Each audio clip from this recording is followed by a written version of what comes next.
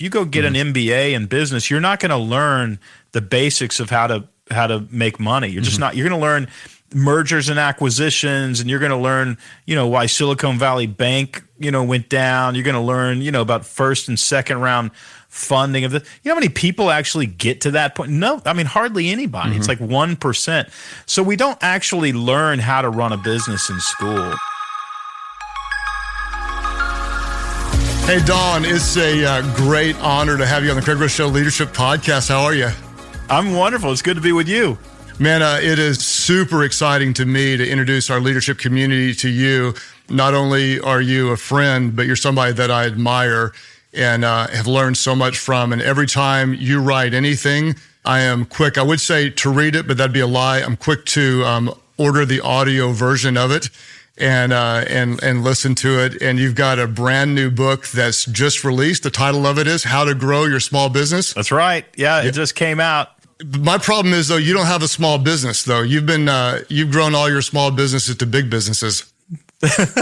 Well, it depends. We all look at the other people who have a bigger one than us. So my business is it's definitely grown, but I think small business is like the $250,000 to $100 million range. So that's most of us. So you would know much better than I would when people start businesses. I've always read that a certain percent of them don't make it. What does that look like today? It's the success to failure rate. It can be challenging starting businesses. Do you know what are the current studies saying? It's dismal. Mm-hmm. So within a year, everybody who starts a business, 25% of those businesses will fail within 12 months, 45% within 5 years, and 65% within 10 years. Wow. So 65% within 10 years. Yeah, and there's 33 million small businesses in America. So the 33 million are the ones who've made it, but millions of people try to start one every year. 65% of those are going to fail. And then if you think about it, entrepreneurialism in the small business, sector it's the backbone of our economy. It's, 33 million people have small businesses. If each of those are employing maybe an average of 2, because there's a lot of solopreneurs in there, you're talking about 66 to 99 million people who depend on the success of small business. It's too big to fail. It is. And they're failing for the stupidest reasons. Yeah. I mean, it's not like it's that hard. It's just that, not unlike me 10 years ago, nobody could tell us how to do it. If you go get an MBA in business, you're not going to learn the basics of how to make money. You're just not. You're going to learn mergers and acquisitions, and you're going to learn, why Silicon Valley Bank, went down. You're going to learn, about first and second round funding of the. You know how many people actually get to that point? No, I mean hardly anybody. It's like 1%. So we don't actually learn how to run a business in school. And I wrote this book. Almost every book I've ever written is a book I wish I could hand myself 10 years ago, right? Because here's the stuff you figure it out. And I actually have a mentor named Bill. And he scaled his father's company up into the multiple billions, and then he started mentoring these younger executives. And he honestly started putting money into smaller business. Didn't put money into mine, but he was kind enough to kind of mentor me. And I will never, ever forget, it's about 8 years ago, standing in my driveway. I had taken my business from $250,000 to $3.5 million. I was incredibly proud of it. That kind of money, having grown up poor, was astronomical to me. Here's this guy, he's a billionaire. And I just made a passing comment. I said, man, I'd love to take it to 100 million. And the first time Bill, and we'd spent a lot of time together, the first time he maybe couldn't control his face, but it was very clear that he did not think I was going to go to 100 million.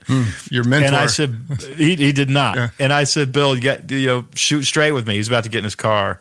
He said, okay. He took his glasses off and he said, Don, in order to get to 100 million, you're going to have to professionalize your operation. That's what he said. You're going to have to professionalize your operation. I'd never heard that before, but it rang incredibly true. And he said, your business is too dependent on you. Congrats on getting to 3.5 million. Love it. It's too dependent on you. If you leave, the business crashes. You've got to install systems and processes so that this thing runs like a dependable machine. And then I started looking around for a book that would help me do that, and really couldn't find anything. So I made about 500 mistakes professionalizing my operation, but I did 6 things right, and these are the 6 things that I put in the book. Since then, we're not at 100 million, but we have gone. This year we'll do about 17. And that was about 7 years ago that Bill said that to me. So, and then I've doubled 4 times, and I'm trying to double again. I'm trying to get to 32, 34 million right in there, and it's all because of these basic systems and processes that I put in this book that I was able to do it. So I've got about 1 million questions that just came to mind in that last little summary. What I want to do, I want to get to the 6 main lessons that you learned, and then I want to learn about the professionalization of it. But before we get there, I kind of want to go all the way back to the startup, because when you were talking about how many fail, I was kind of wondering, are these people unprepared? Is it wrong idea, wrong time, wrong place, wrong people? And you said there are about 1 million things. How many of these are salvageable, and what are the most common mistakes you see early on? And if that takes us into the 6 things, then let's go directly there now. But I can only imagine how many people right now are getting going, and they're, trying to write a business plan when they don't have the right people, or they're trying to find the right people when they don't have the right strategy, or they're not profitable. They don't have any systems yet. So walk us through the early stages, and what are the landmines, and what do we do about it? I have 6 frameworks and playbooks, 3 frameworks, 3 playbooks that you can install, and they're going to help you align your business around 3 economic objectives. They're going to help you clarify your marketing message. They're helping you close sales, optimize your products, manage your people, and then manage your cash flow. Those are the 6 parts. But before we even get there, there's one that's more important than all 6 of them combined. And that is, you actually need to own your business. You need to own your business, and you need to own your future. And this is how I discovered that, because it's not something that you can do with some paperwork where you file an LLC or something. That's not what I'm talking about when I say own it. I really mean psychologically, emotionally, it's yours.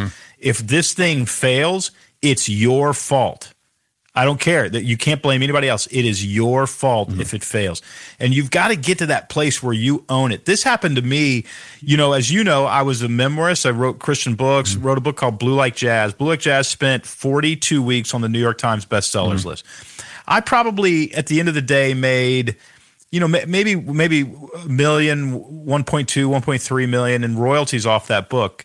And what I did with it, because I grew up poor, what I did with it is I said, Don, if this money is anywhere close, you're going to spend it. So what I did was I paid off my house. Smart. And I paid off, I had a great house, paid off the house.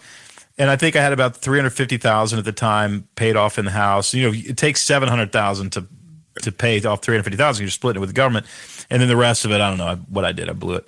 And so, but I had that money, and I found another house in Portland, Oregon that I wanted to buy. So I sold my house, and it happened to sell a lot quicker than I thought it would.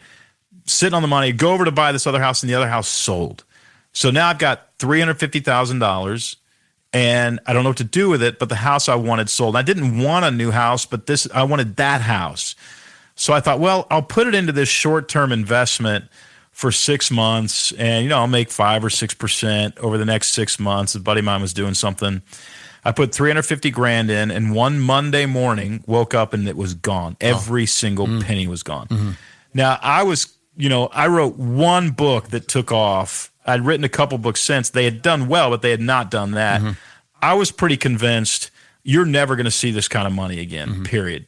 And from now on, you're just a working man. Like, you won that lottery and you blew it, and it's over. And that was such an emotionally debilitating, emasculating, painful, cry yourself to sleep at night season. There was about 2 weeks where I felt that way.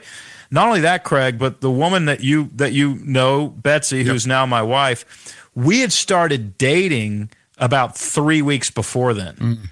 So women, I don't want to generalize, but women tend to be attracted to good looks. They tend to be attracted to intelligence. And they are sometimes attracted to money. I only had one of those, and I'd lost it. So I got nothing. Betsy could care less. Betsy. But at the same time, that was enough to make me say, never, ever again. One, you're going to take ownership of this. You're not going to blame anybody. You made the investment. You made it. So this is on you. And then I said to my manager, I said, I love you, but I'm going to go on my own now and let my manager go, let my literary agent go. And my assistant was already leaving. She gave me like a 6-month notice. And so I had said, okay, well, I'm going to replace this person with somebody who can help me run a company. And I'm going to start a business, and I'm going to get this money back. And I started like a conference business, and we've done all sorts of things. And as my business has grown, we've turned into a small business coaching business. That was a little over 10 years ago, wasn't that long ago. And today, my wife and I give away at least $350,000 every year to charity. And it's all because of that foundational understanding of I will control my future. And of course, I mean that reasonably, right? I'm going to accept agency for what God has given me to steward. And that was the foundation that allowed me to start growing a business. What I was doing before was I was trusting my agent. I was trusting my speakers bureau. I was trusting, which is fine. But really, if things didn't go well, it gave me an excuse. Well, my agent didn't negotiate a good of a deal, or I let the publisher talk me into writing this book instead of this book. Instead of that, I was like, hey, no more excuses. You are in control of your future. If it goes poorly, it's you. If it goes well, it's you, but you're the one in control. So that to me was the foundation.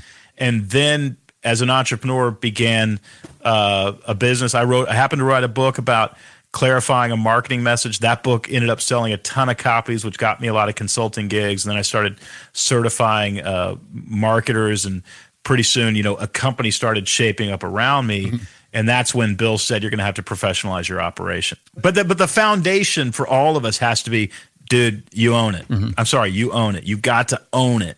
And no excuses. It's on you. It's always been fascinating to me because I knew you first as an author, Blue Like Jazz.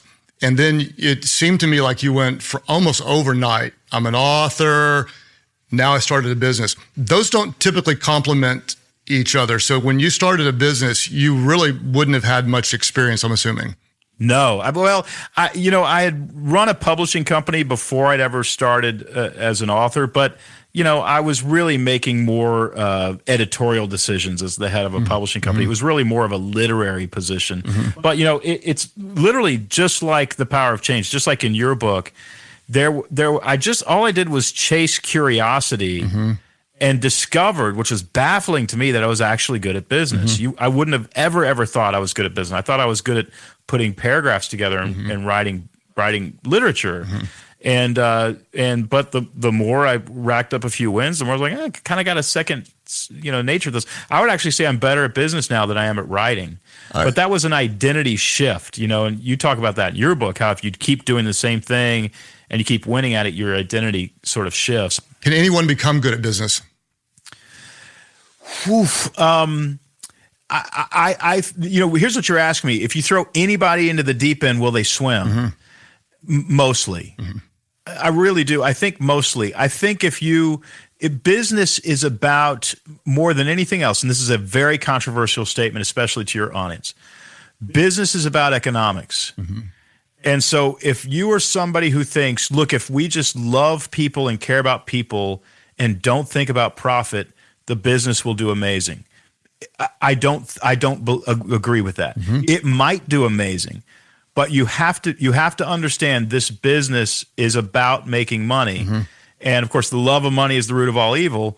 But money is not the root of all evil. Right. Love of money is the root of all evil. So you've got to understand how to manage it. And I would say anybody who understands, what I say, the very first thing in the book I say is that your business should be aligned. Everybody who works for you or you as a solopreneur should have 3 economic objectives. In other words, literally, you should say, we're going to sell this many of this unit, this many of this unit, and this many of this unit. And that has to be, it's in my formula, it's actually in your mission statement. So you have to see this as an economic machine that exists to make money. Now, you can give all that money away. Betsy and I live off a small percentage. We literally transfer. I'm like the 5th or 6th highest paid person on my entire team. Now, we also get the profit of the company, but we invest the profit. So, we see it as a machine that makes money, and then we try to do good things with the money. Right. The people who aren't going to be able to swim in the deep end are people who don't understand running a business is it's an economic undertaking. Oh, you say that's going to be a controversial thought with my community, and I would say I'm hoping to train our community that's not think that way. That's not an unwise thought. That in fact, if you want to look at it from a spiritual perspective, in the Gospels in Matthew 25, Jesus was pretty proud of the person who took a few talents, put it to work, multiplied, and create more, and said that's, applauded that person versus the one that didn't do anything with it. And if you're creating a profit, then you create jobs, and jobs, that's a good way to love people. and so I would say really is. It is. And there's a lot of people out there who have, and the reason I said it might be controversial, there's a lot of people out there who have a very negative mindset about money. They're anti-capitalist, anti-money. And I would say to you, no, money is power. And if you have an anti-power mindset, that is, you're not going to go take any power or earn any power, you are giving power away to evil people. Because they're always going to say, I want money. So if you're not out there competing, you're just ceding the market to people who are going to do bad things. And there's a scarcity mindset too. If someone else has it, I don't, versus more of an idea that we can all add more value, create more profit, give more money away, which is what you're doing. So let's start with ownership. Like you really have to say, okay, this business is on me, no excuses. It's not about the market. I'm not going to be a victim. Right. I'm going to own it. What comes next in the mindset? How are we thinking after that?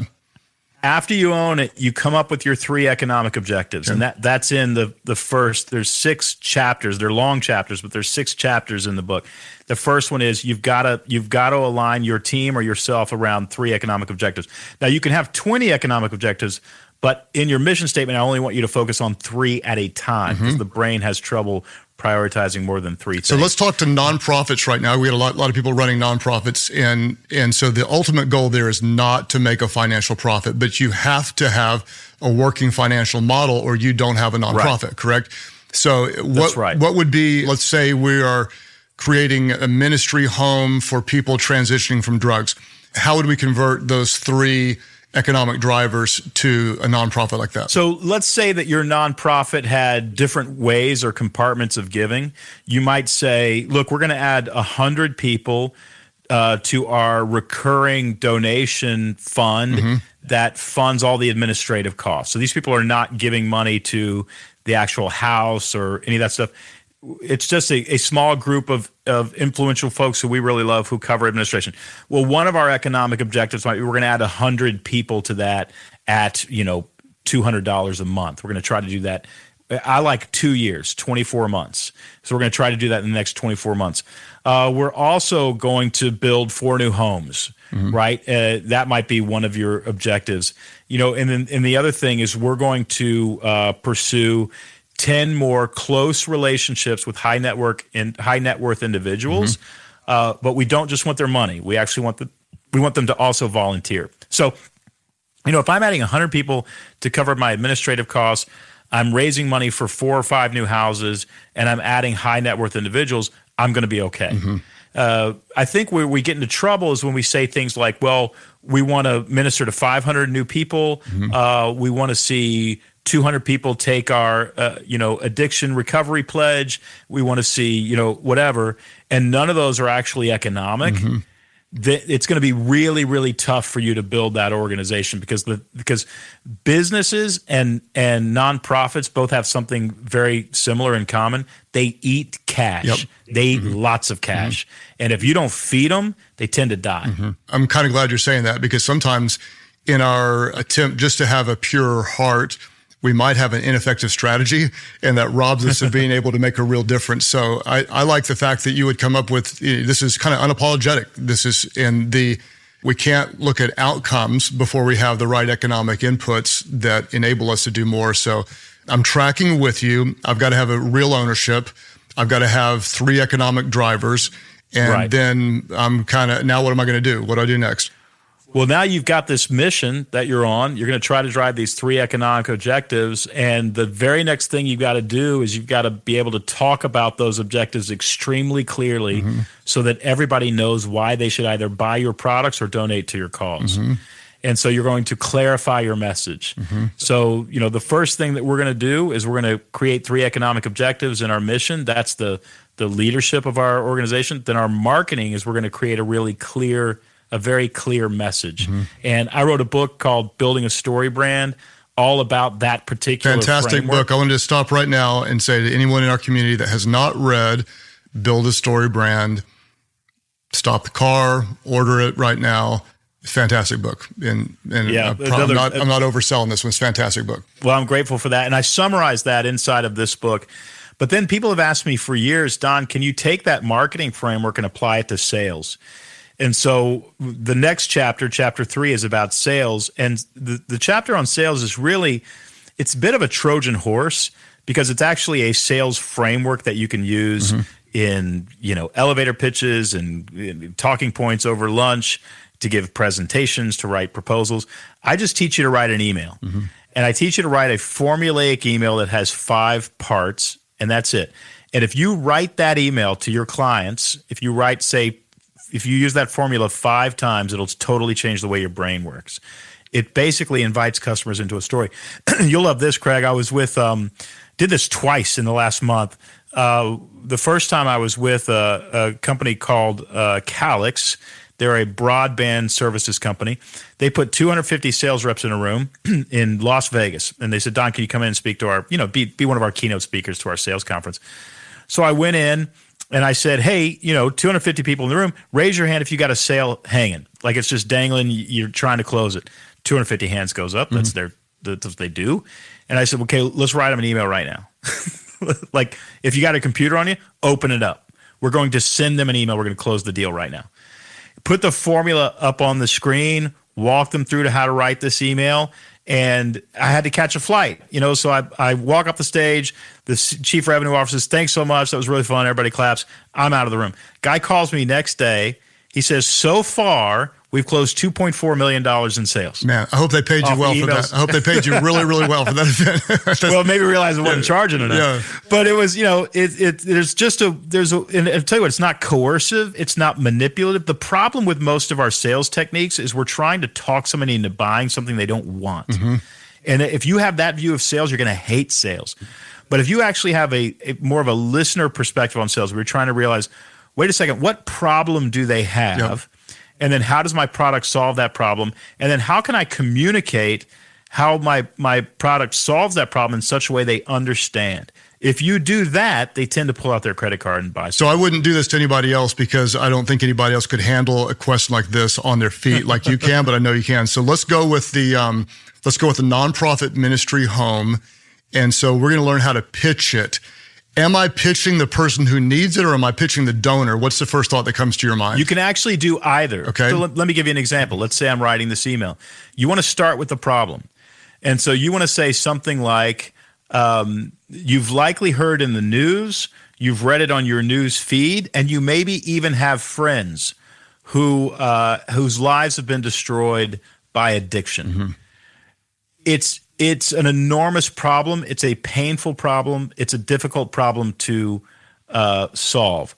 However, for everybody who comes through our program, that is literally 97%, we've solved this problem. If you are looking for somebody to partner with to solve this problem right here in our community, you can give to this. Now, what I just did, here's what I did.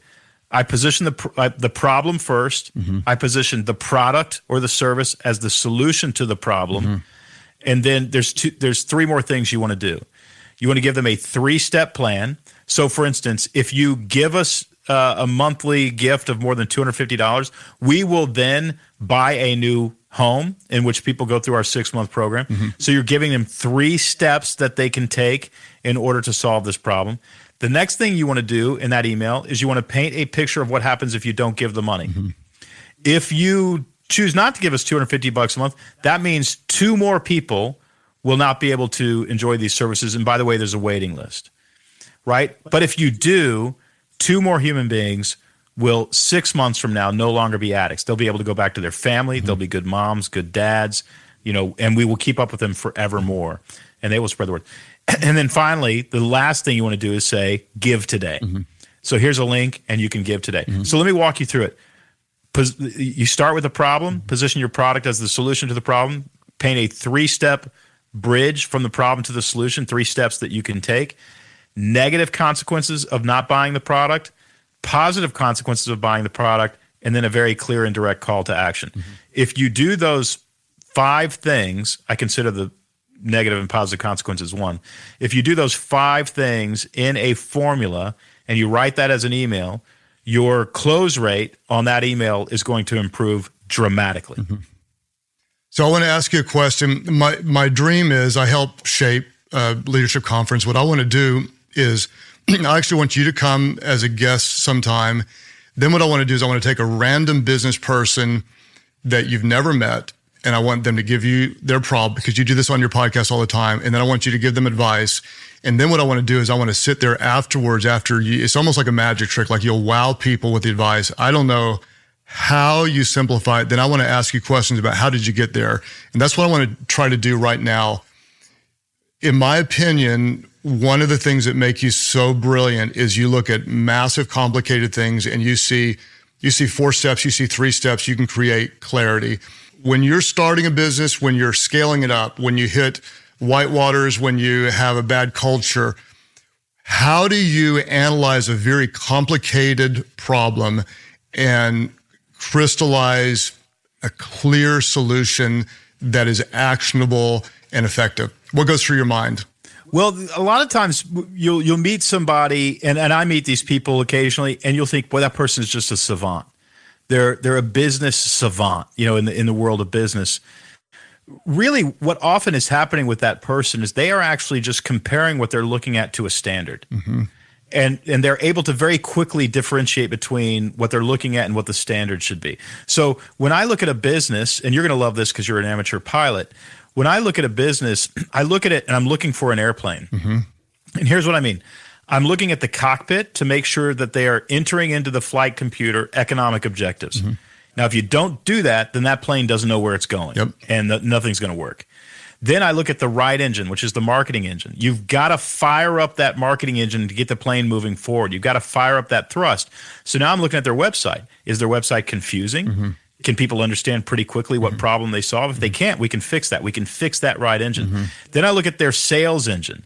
And their sales engine is, are you inviting customers into a story? Are you using this framework? Are you making it super clear? Do your salespeople like to sell, or are they being coercive?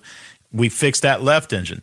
The wings of the airplane are your products. Your products need to be very profitable, and they need to be in demand, and we can optimize those products to make them even better.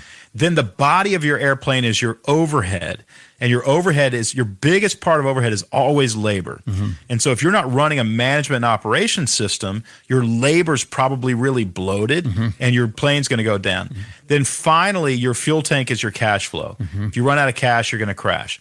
So I believe more than 90% of businesses fail because of one of 6 reasons. And it's the 6 that I just gave you. So let's say I'm walking into a business and it's funded by private equity. They just got their 3rd round or whatever. They're sitting on $20 million in their bank account. And they've got an office in the nicest part of town with the nice furniture. They're taking me back into a little room saying, Don, pick out any sweatshirts you want with our logo on it. Here's some M&Ms that have our logo on it. What am I looking at? I'm looking at an airplane with a big old fat giant body, tiny little wings, teeny little engines that are smoking, and nothing entered into the flight computer. I give this business 6 months, right? But if I walk into a business and it's a warehouse and they're sitting on apple crates and they got $20 million in funding and they're like, look, we don't want to spend any money on furniture. We're going to put it all into the product because we want our profit margins north of 50%. You know what I say? Can I invest? Right? So you got to know when you walk into the room where they're putting money. Is the money going toward profitable products? We waste so much money trying to look successful. It just doesn't work. Well, and then when you are successful, 10 years later, you do start spending the money on some of the stupid things, and it's hard to keep that entrepreneurial mindset, and you get fat, slow. It's hard to keep that airplane lean. It is. And we're 27 years into leading the church here. We were the leanest, most aggressive, fast-moving group of people that I'd ever been a part of, and we're not as much today. It's more complicated, it's slower, and it's frustrating. You have to fight for that. And that if we can take that part and go to the professionalization part. You've gone from 3.5 million to 17 million in revenue. You've doubled. Outside of those 6 incredibly important fundamental qualities that we need, how do you think about starting to scale up? What changes in your mindset? Do you think bigger in those 6 areas? Do you think different? What goes through your mind? Whenever we make a spending decision, I go back to the airplane. So let's say that we're about to hire, my team comes to me and says, hey, we need some project managers in these 3 different departments, 3 project managers. Well, I know that's going to make the body of the airplane bigger. Mm-hmm. And so what I want to do is I want to sit down and say, hey, we can make the body of the airplane bigger, but only if we make the wings bigger and the engines more powerful. Yep. So how do we offset this administrative cost? Mm-hmm. And they say, well, and they come back to me and say, well, what if we create this new product that'll make us enough money mm-hmm. to cover the project manager salary? Mm-hmm. Okay, well, that sounds good. So the airplane can go from a single prop, ultralight, mm-hmm. if running on a rubber band. You just want you always want to build everything in proportion. Yep. If we're going to spend more money, the wings either need to be bigger mm-hmm. or the engines need to be more powerful. Mm-hmm. So you want to just keep everything always in proportion as you build the business. And if you do that, you can get as big as you want. You'll never go down. Yeah, that's really wise. I think a lot of times what happens in the nonprofit or in church world, I talk about it as above the line, below the line. So if you're trying to make the line go up and to the right, you've got to have above the line is going to be your evangelistic thrust or your big youth group, or it's the thing that's exciting. The below the line has to be the cash flow, has to be the structure, has to be the admin. And in order for the line to go up, the structure or that which fuels it has to be strong underneath it. And those have to be working together, or eventually the line falls and the bridge collapses. So I think your analogy is actually much more adaptable than that and more robust. I want to help people find you. The book is How to Grow Your Small Business. Can you tell us about your podcast, about your website? There will be people. What do you offer that we've got business leaders and even people nonprofit may want to learn from you? Tell us where we can find you. Well, we're excited about an initiative we're doing now called Small Business Flight School. It's something that launches in May. It is a cohort of small business owners. It's a 6-month program. And the challenge to every one of them is double your revenue in 6 months.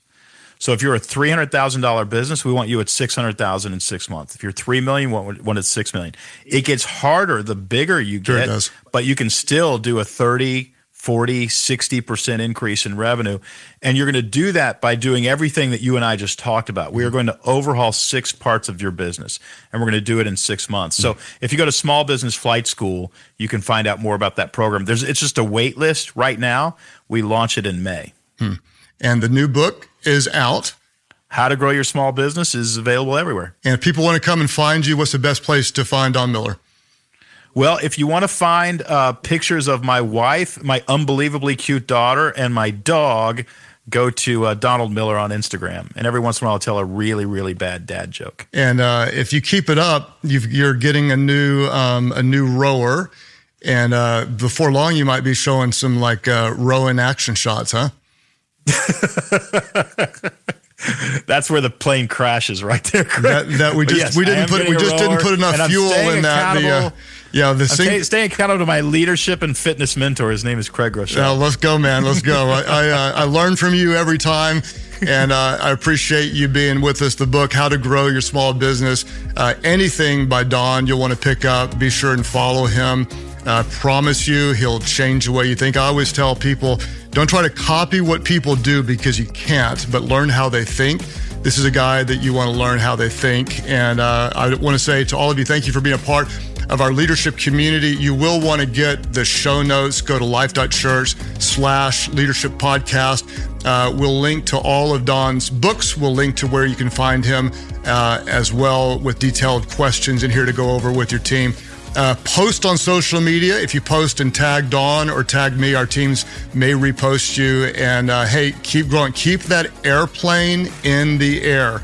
Let the wings grow. Keep both engines going. Keep fuel in there. Make sure the cockpit is organized and press direct to and tell where we're going with the economic drivers. And you will get better in your leadership. And we know that everyone wins when the leader gets better. Thanks so much, Don.